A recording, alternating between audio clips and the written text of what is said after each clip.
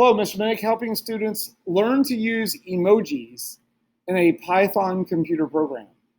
So here's a program that's currently named Using Emojis version 2. When you run this program, it doesn't have any real action to it, but it does display emojis in a couple different ways.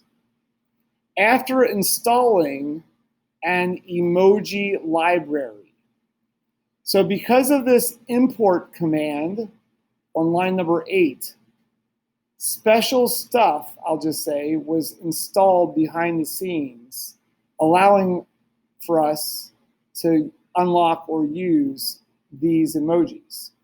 Notice, if I delete temporarily, of course, that line of code, import emoji, and try to run this, it won't work.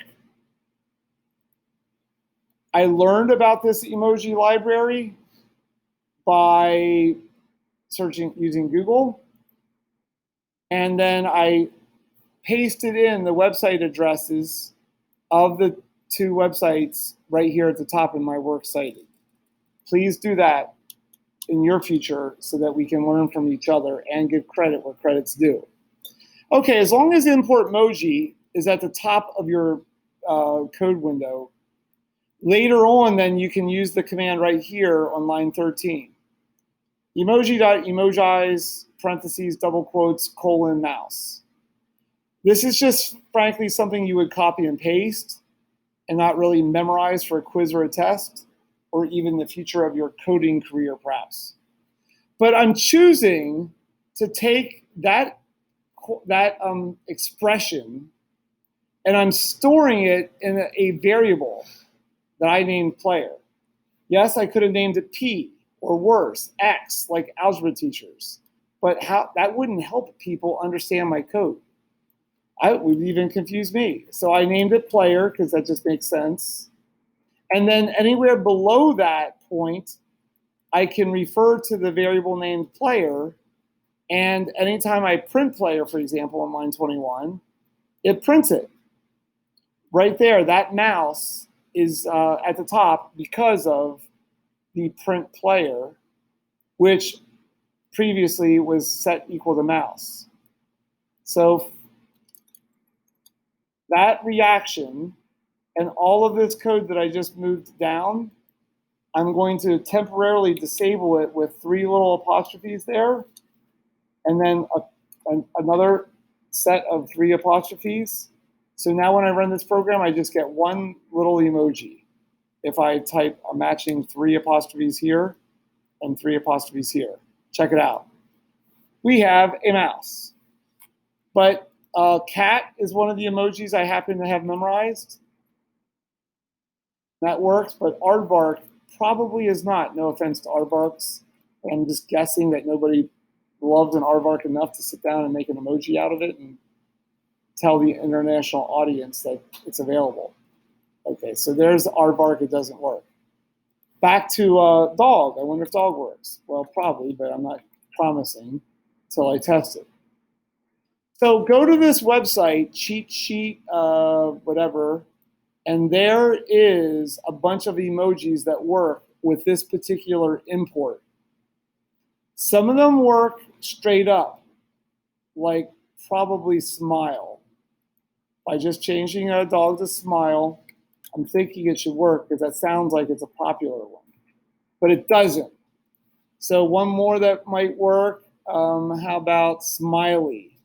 Smiley, that of course should work, but by adding a Y there, and it does not work.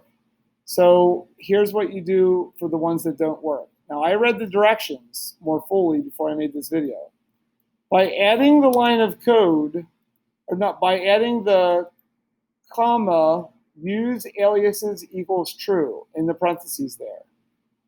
Smiley, well, smile itself, the original one that didn't work, should work. So I'm temporarily going to hashtag out the way that didn't work, bring into play, bring into action, print player that's right below that line of code, and temporarily, as you see, disable the code below.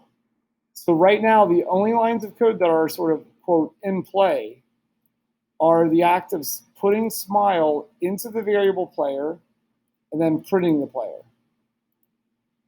And it worked because I had comma use aliases equals true. I just have a hunch that if I put smiley there, I have a hunch that that's going to work also. It's just a bigger grin.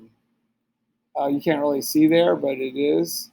And if you go back to the original cheat sheet and zoom in, smiley and smile, actually they're the same. One more, just to make a point, anguished. Just picking that one out at random. So if you do the use aliases equals true, it should work no matter what. Anguish. And one more test in this video. And did I spell it wrong? Yeah, it's anguished with a D at the end. So spelling counts. Anguished. And that should work. Yes, it does. Now I have a hunch. If I take away the comma, use aliases equals true, does it work? No, it doesn't. So that's one of the upgrades. The last thing I have to share with you in the video is that some of these emojis from import emoji have variations. And one of the ones that has a variation I happen to know is red heart. So with red heart alone, it prints the topmost red heart here as soon as I put my three little emojis in here. As soon as I remove those three apostrophes, I meant to say. And the top heart, the white one, is red heart. It doesn't make sense, but it is what it is. The second one you see is with comma variant emoji type. So as long as you have variant in there, you get the variation that is available if you know to use the comma variant. So this library, this webpage of cheat sheet is there for you to make use of at that website address, as long as you follow the right steps. And I always recommend using variables, but you could, if you're out of time, which I'm not, but I can just show you that anytime that you want to, you could print, and in the parentheses, instead of such as print hello world, you could just put the right-hand side here of this equals, right smack in the parentheses of print, and you technically would not need variables. In fact, you don't need anything other than that import. You don't need your name at the top. You could just do this. This would be the minimum of, as long as it's, say, one that's popular like cat. That should work. It does. So that's the minimum, but all the other versions was good style. Have a great day.